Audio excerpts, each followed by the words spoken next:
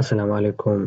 Colombia waxaa ku nool ninkaasi oo qisadiisu cajiib tahay.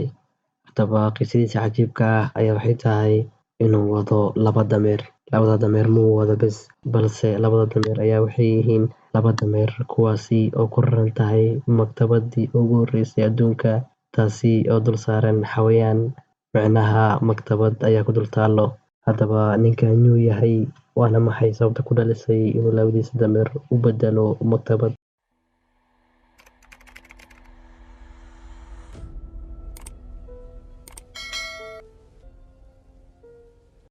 Xaafad ka mid ah xaafadaha yaryar ee ku yaala Colombia waxaa ku nool Luis.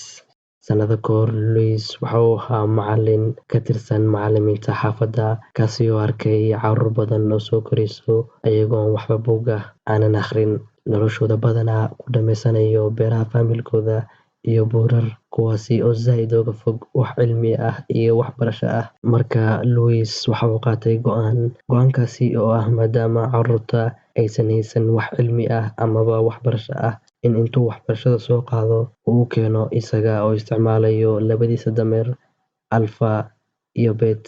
Micnaha dameerada magacyadooda ayaa waxaa la kala dhahaa Alpha iyo Bet, markii la isku darana waa Alphabet.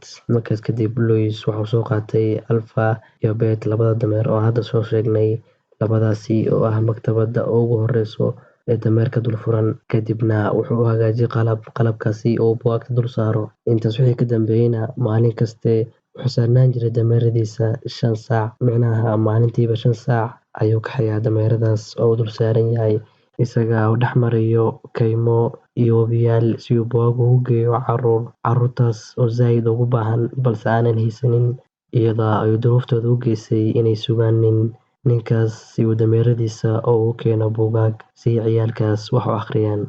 Luis ayaa haddaba sidan wuxuu sameynayay 23 sano, isaga oo carruurta u geynayay buugaag si ay wax u akhristaan, sidaas oo tahayna carruurta wuxuu u geeyay kumanaan buug.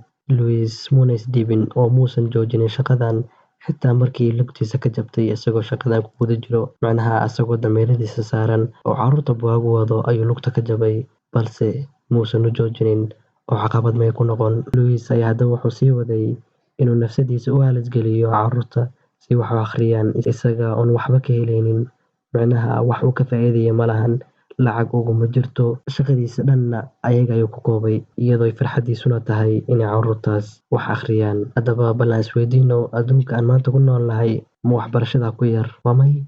Annaga badanaa ayaa ka cararno waxbarashada, halka dadka qaarna waxbarasho sidii u rabaan ay sugayaan nin dameer saaran si uu ugu keeno. Haddaba xaqiiqada jirta ayaa waxay tahay, wax kastood haysatid ma dareentid muhiimadda ay leedahay ilaa aad weysid.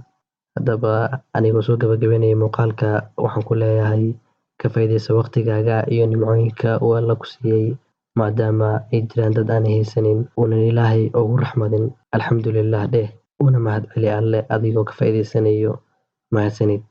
Haddaba daawade, haddaad videogan ka heshay, ha iloobin inaad subscribe noo saarto barta aan ku leenahay YouTube-ka ee Guhar Pro si aad u daawato muuqaalo badan oo kan ah dad daawatay camal ah. Hana iloobin inaad like saartid videoga haddaad ka heshay.